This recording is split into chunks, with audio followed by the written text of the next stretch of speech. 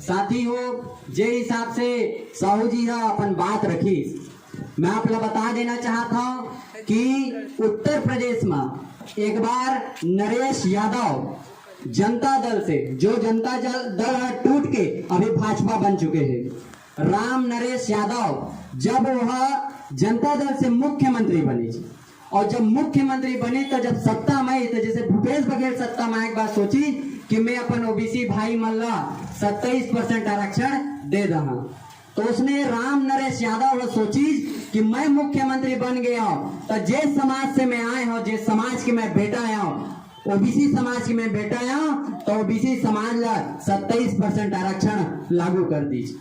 तो ये ब्राह्मणवादी मन मिलके नरेश यादव ला तुरंत पद से हटा दीजिए।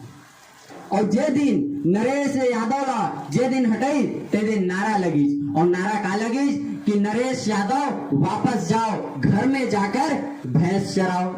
ये कौन सी बात है? ये तब के बात है जब बहुजन समाज पार्टी है नया नया बने रही से।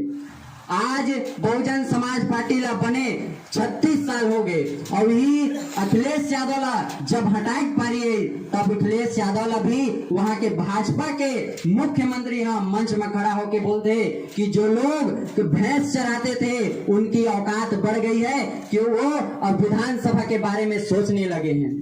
साथी वो बताया कि उद्देश्य ये है कि जो धर्म और जाति से हमारा दबाए गए रही से कि एक जो यादव के काम है वो सिर्फ गाय भैंस चराही, लेकिन बाबा साहब संत गुरु महापुरुष छत्रपति साहू जी महाराज ज्योतिबा फूले के सोच रही से कि जे यादव भाई हा गाय भैंस चराते तेकर बेटा भी आईएएस आईपीएस कलेक्टर बनाए, ओकर बेटा है एमपी एमएलए बनाए, मुख्यमंत्री बनाए। ये हमारे संत गुरु महापुरुष मन के विचार रही से।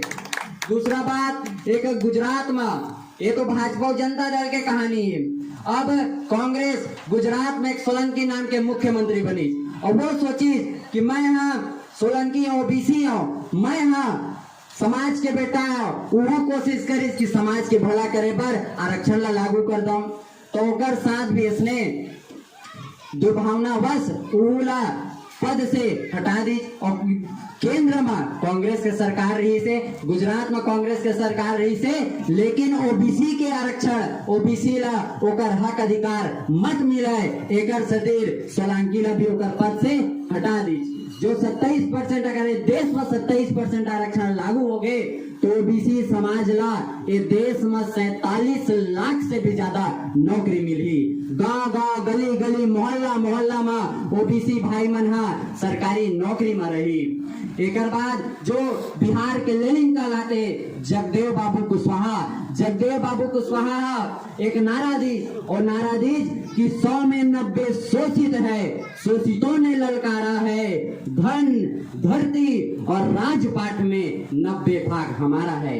वो काकर बारे में बोला थे 90 आदमी, वो एससी एसटी ओबीसी और माइनॉरिटी सब ला मिला के बोला थे हम 90 हैं, ते देश में हमला 90 भाग मिलना चाहिए। एक से आगे बढ़ के बहुजन समाज पार्टी नारा लगाई। जब बहुजन समाज पार्टी अस्तित्व में लगे तब बहुजन समाज पार्टी नारा लगाई कि अब ना 85 धोखा खाओ, देश में अपना शासन लाओ। अगर बहुजन समाज पार्टी के शासन सत्ता हो जाही तो हम ना पूरा देश में जो बीसी समाज है वो लोकर भागीदारी दे के काम करबो।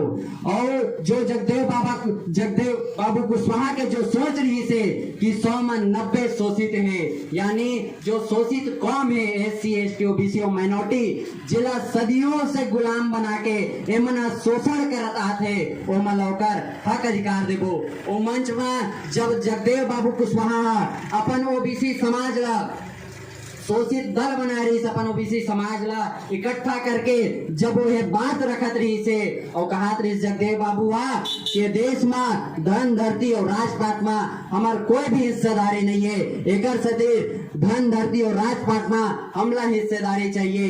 तो कर जो अंग रक्षक रही से, जो पुलिस वाला रही से, ब्राह्मणवादी सोच के रही से, कुशवाहा बाबूला बोलते बोलत ओकर छाती में गोली मार दी।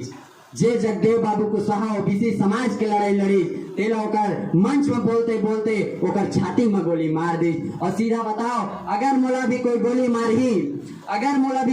मारी तो मोल कहाँ लेगी? मोल हॉस्पिटल लेगी ना, मगर जगदेव बाबू कुशवाहा हॉस्पिटल नहीं लेगी जी, बल्कि जगदेव बाबू कुशवाहा थाना ले गई। और जब वह सीधी बात है, जब आप गाड़ी से गिरता हो या छत से गिरता हो, कहीं से भी गिरता हो तो आदमी पानी मांगते।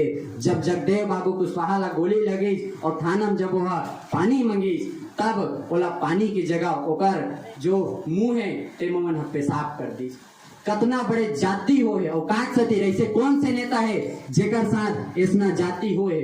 तो ये सब बात ला बहुजन समाज पार्टी का आज से नहीं, जब से बने हैं तब से कहता थे।